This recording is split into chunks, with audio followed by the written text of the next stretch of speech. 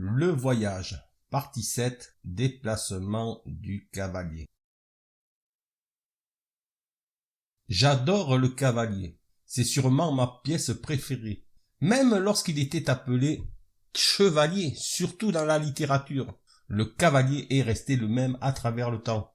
Il est une des seules pièces qui soit restée la même autant dans son déplacement que dans sa forme.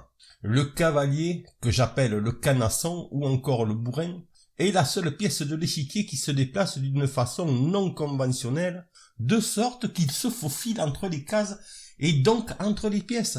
Et comme c'est entre les cases et les pièces, c'est la raison pour laquelle on dit qu'il saute au-dessus de tout obstacle. Son déplacement ou saut peut se résumer de plusieurs façons.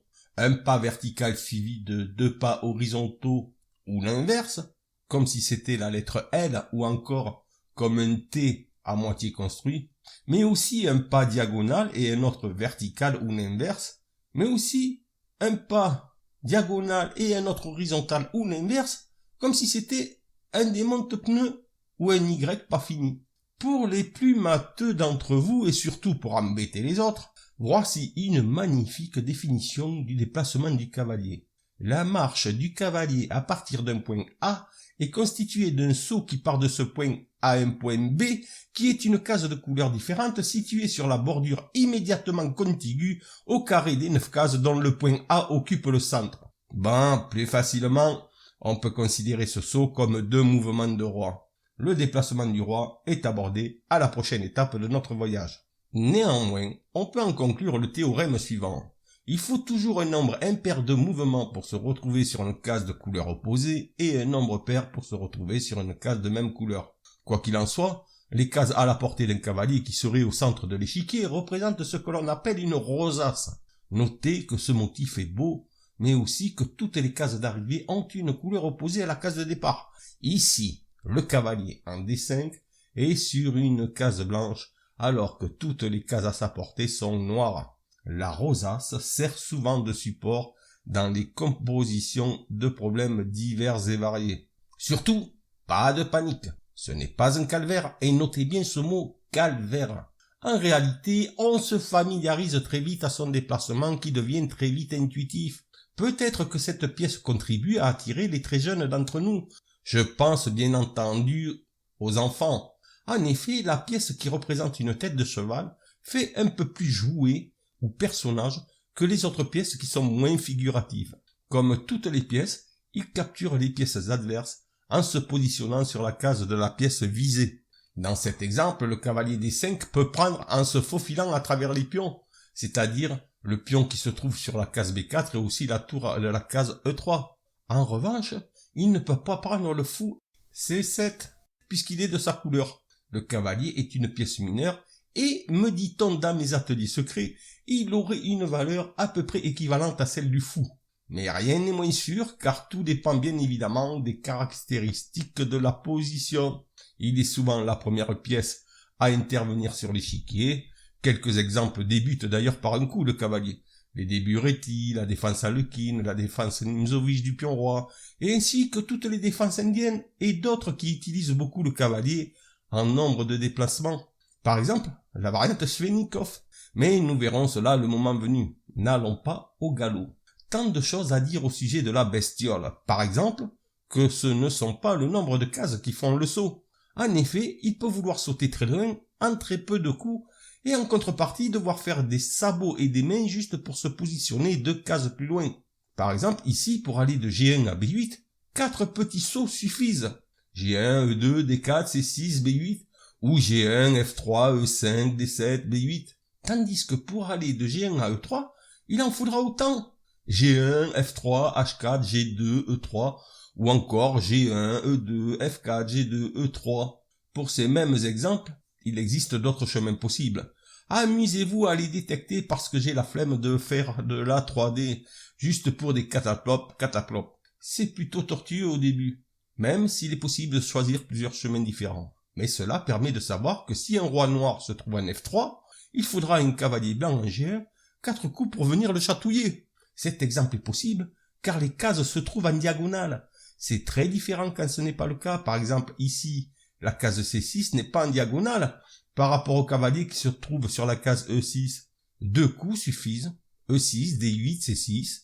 On peut aussi choisir le chemin E6, D4, C6.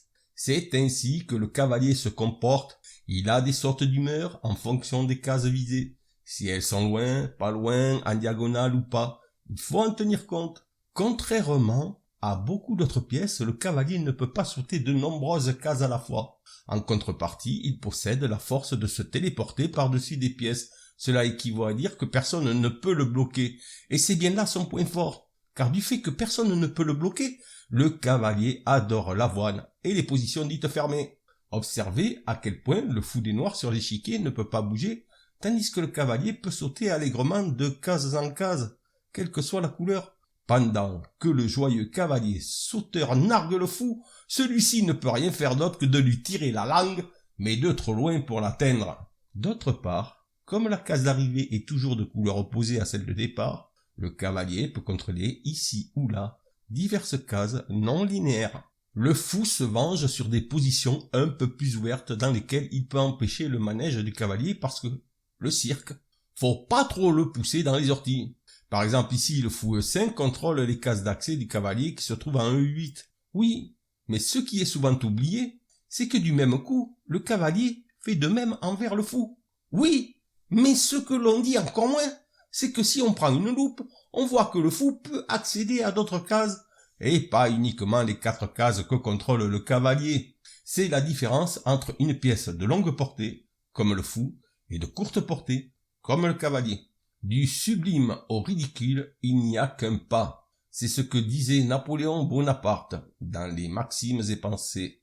Heureusement qu'il n'a pas dit qu'il n'y avait qu'un trot ou un galop, car ce serait alors de l'absurdité ou de la bêtise.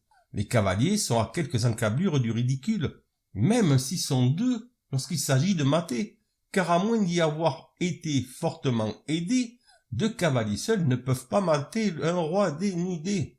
Nous étudierons tout cela lorsque le moment sera venu, lors d'un de nos trajets dans le voyage. Le cavalier, de façon magique et brutale, est un spécialiste des fourchettes. Les fourchettes sont des menaces simultanées sur 2 pièces minimum. Je vous en causerai sur une des aires de repos pendant le voyage. Pour exemple, le cavalier, en jouant cavalier E7, fait ici une fourchette sur la dame G6 et le roi G8 adverse.